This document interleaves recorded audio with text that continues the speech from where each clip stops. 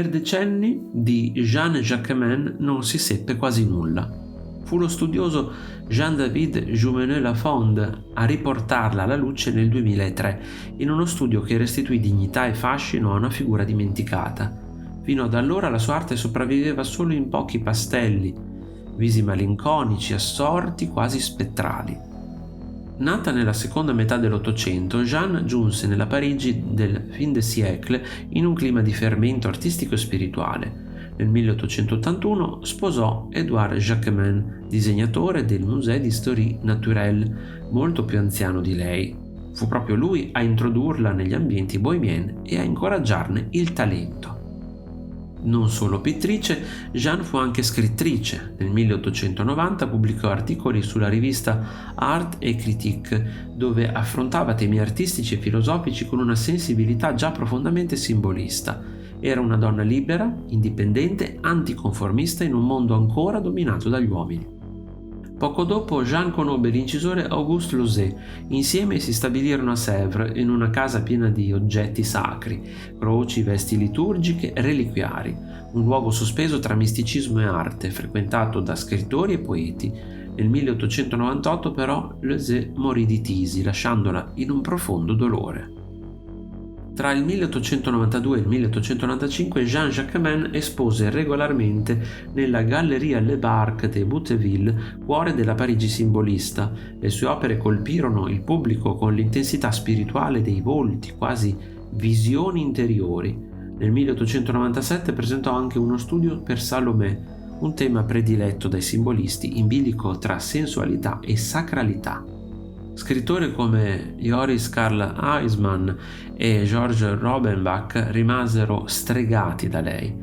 Huysmans la descrisse come una figura visionaria pervasa da un fuoco interiore, mentre Rodenbach vedeva nei suoi ritratti un'anima in bilico tra sanità e peccato. La Jacquemin incarnava l'ideale simbolista della donna musa, fragile e potente insieme. Dopo la morte di Lauset e la fine del suo breve periodo di esposizioni, Jeanne si ritirò progressivamente dalla scena artistica. Nel 1902 sposò un medico, Lucien Potrier, e nel 1921 un mistico, Paul Sederer, legandosi definitivamente al mondo spirituale e occultista. La sua ultima apparizione artistica risale al 1903, poi il silenzio. Nei suoi pastelli il corpo si dissolve in luce, la materia diventa spirito, i volti delle sue figure sembrano pregare, sospesi tra sofferenza e redenzione. L'arte di Jacquemin è un grido silenzioso, la ricerca del divino nell'umano, della grazia nel dolore.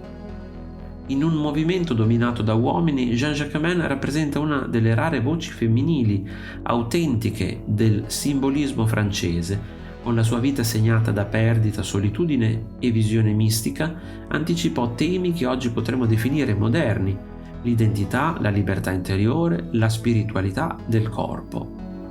Oggi il nome di Jean Jacquemin riemerge come simbolo di resistenza e sensibilità artistica, una figura che ha saputo trasformare il dolore in poesia visiva, il silenzio in sguardo.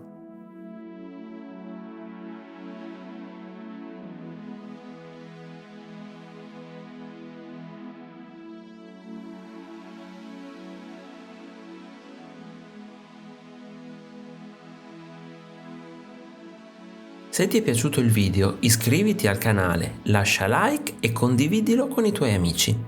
Un saluto e al prossimo video di Arte Esplorando!